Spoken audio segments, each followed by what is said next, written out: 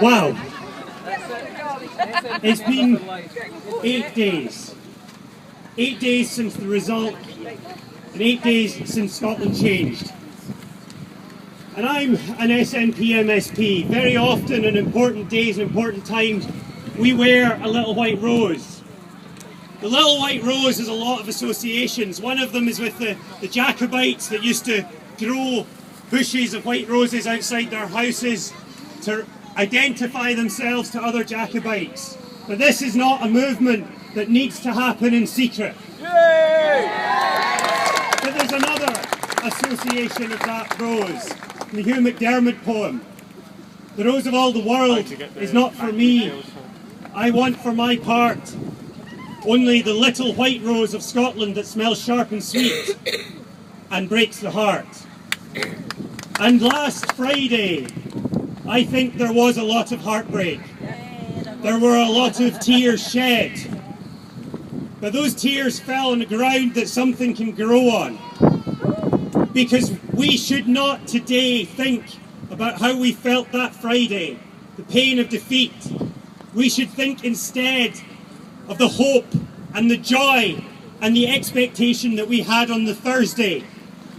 That vision for a new Scotland, that hope that was expressed by so many and which had mobilised so many who had never been involved in politics before. That was an astonishing campaign. This country has seen nothing ever before like it. That is down to you.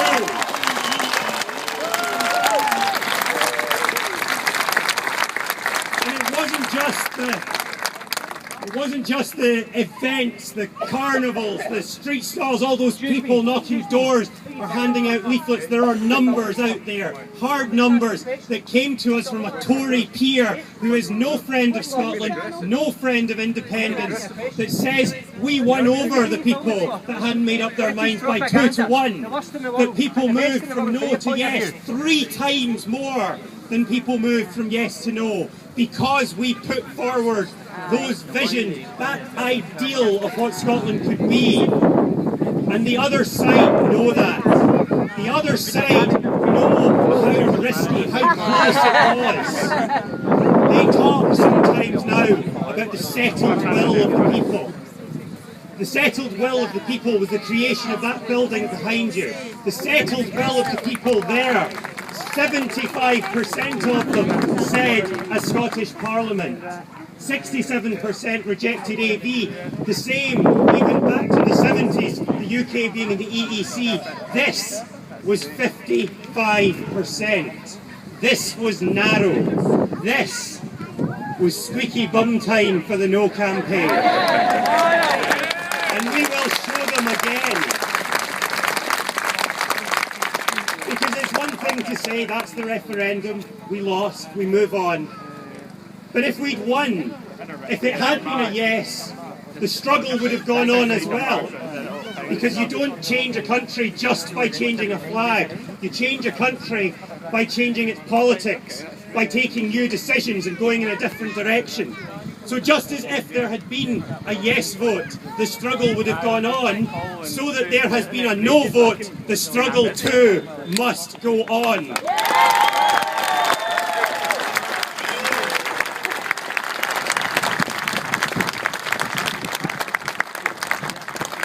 Parliament that is behind you. Westminster has never been on the side of the people of Scotland except by accident, because we do not decide who has the power there. But we do, as the people living in Scotland, decide who has the power here. This Parliament has done many things, and many of you might disagree with some of them. That's fair. We are many, many different yeses, but we have been united by that yes. But what happens next? What happens next is that we may continue to disagree over the best things to do in that Parliament, but we will agree that that Parliament must be stronger. That the promises that came from the No campaign, as they desperately scrabbled around to find some way to head off the yes bandwagon, are honoured at the very least.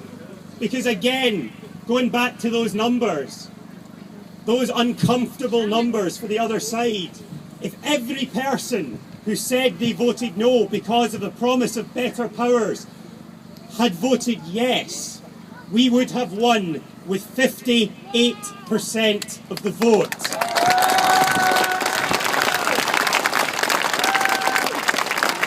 So that is a sword of Damocles that hangs over the three Westminster parties.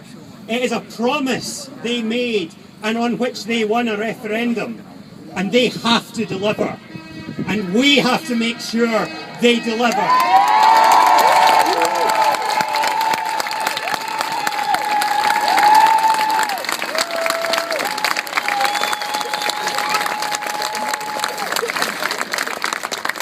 But I tell you this, I did not come into politics.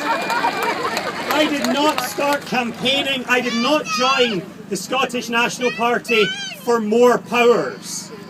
I joined and got involved in politics for the restoration of Scotland's nationhood, the creation of a sovereign country that can deliver all of its people and all of the things that we expect from a government.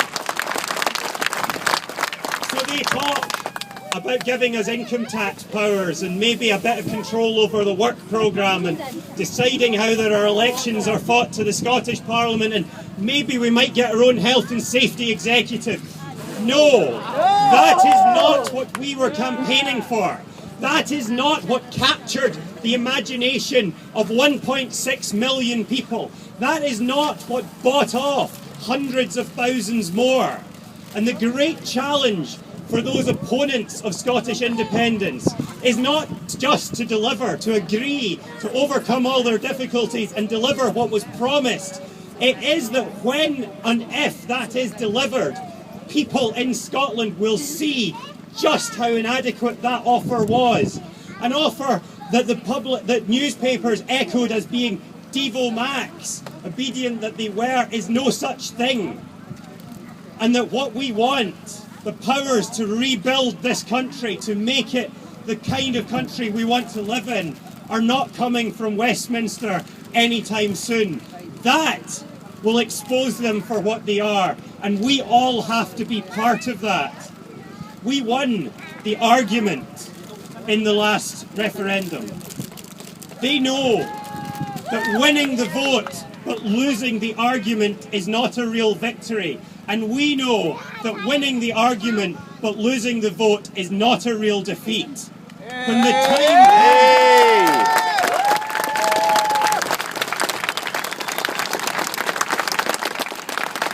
time comes, we have to be ready, which doesn't mean sitting on our hands.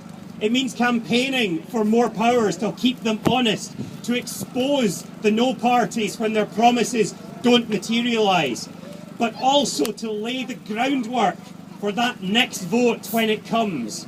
Because Scottish independence is only ever going to come by a vote of the people.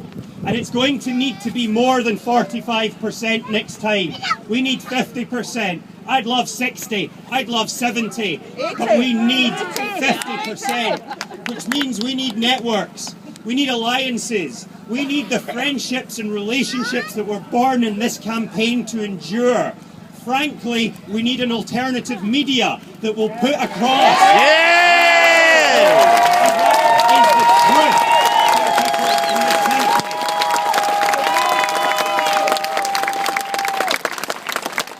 Jim Sellers said something in this campaign. He said a lot of things I disagreed with, but he hit on a wonderful, wonderful summary of what the referendum vote was when he said that true power, ultimate power, is in the hands of the people of Scotland for 15 hours one day in September, and they vote either to have that power forever or to give it back.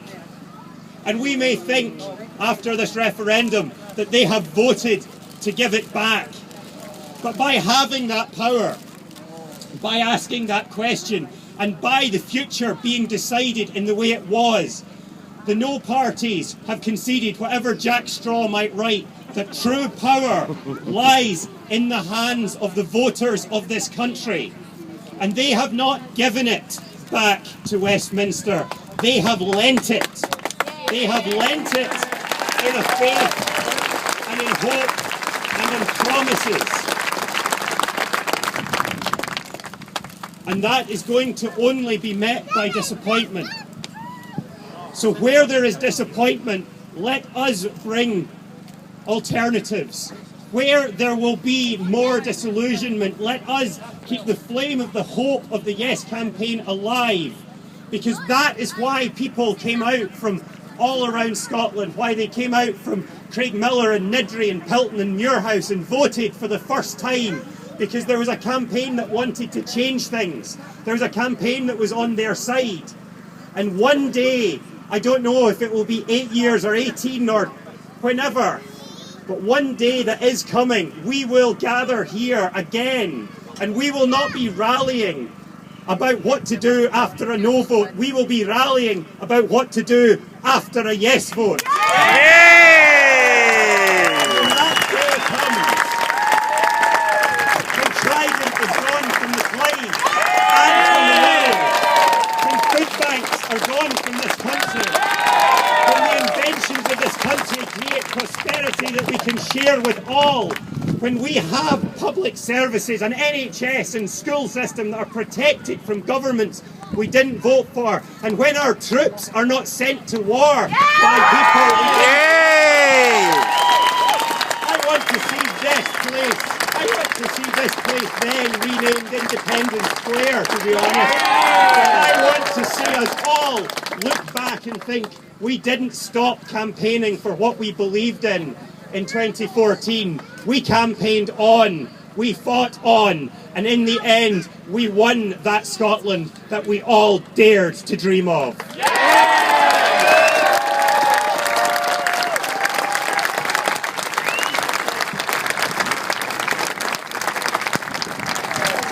you, Marco. And I've now got another speech who's talking on behalf of the SS.